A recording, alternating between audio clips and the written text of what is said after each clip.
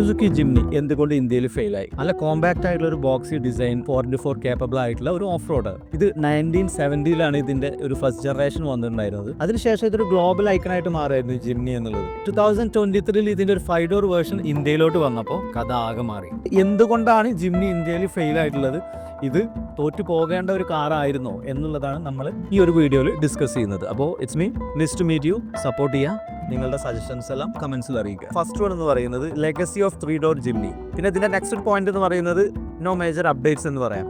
നമ്മളൊരു 2011 കോൺഫിഗറേഷൻ വെച്ചിട്ടുള്ള ഒരു ഐഫോൺ 16 ഇപ്പോൾ റിലീസ് ആവുകയാണ്. അതിന്റെ ഡിസ്പ്ലേ സൈസ് മാത്രം കുറച്ച് മാറ്റമുള്ളൂ എന്ന് കരുതുക. അതുപോലെയാണ് ഇപ്പോൾ ജിംനി ചെയ്തിട്ടുള്ളത്. അതേ പഴയ എഞ്ചിൻ, അതേ പവർ വെച്ചിട്ട് കുറച്ച് സൈസിൽ കുറച്ച് മാറ്റങ്ങൾ വരുത്തിയിട്ട് ഇപ്പോൾ റിലീസ് ആക്കിയാൽ ആര് ആക്സെപ്റ്റ് ചെയ്യും? പിന്നെ റീസൺ ആയിട്ട് എനിക്ക് തോന്നുന്നത് ജിംനി ക്രിയേറ്റ് ചെയ്തിട്ടുള്ള ഒരു ഹൈപ്പ് എന്ന് പറയാം.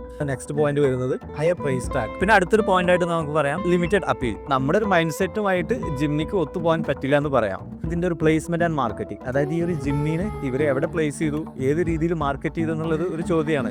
ജിംനി ഒരു പെർഫെക്റ്റ് ഓഫ് റോഡ് എന്നുള്ള രീതിയിലും ഓക്കെ ആയില്ല, അതുപോലെ ഒരു പെർഫെക്റ്റ് ഫാമിലി കാർ എന്ന രീതിയിലും അത്രയും ഫീച്ചേഴ്സോ അല്ലെങ്കിൽ അത്രയും സ്പേഷ്യസ് ആയിട്ടുള്ള ഒരു കാറോ അല്ല. ലാക്ക് ഓഫ് ഡീസൽ ഓപ്ഷൻ, അത് ഒരു മേജർ റീസൺ ആയിട്ട് നമുക്ക് പറയാൻ പറ്റും. കോമ്പറ്റീഷൻ വിത്ത് മഹീന്ദ്ര താർ. ജിംനി എന്തുകൊണ്ട് ഇന്ത്യയിൽ ഫെയിൽ ആയെന്നുള്ളതിന്റെ കുറെ പോയിന്റ്സ് ഞാൻ കവർ ചെയ്തെന്ന് വിചാരിക്കുന്നു. കംപ്ലീറ്റ് ആയിട്ടുള്ള വീഡിയോ യൂട്യൂബിലും ഫേസ്ബുക്കിലും ഉണ്ടാവും, അത് കാണാൻ മറക്കരുത്. നിസ് ടു മീറ്റ് യു.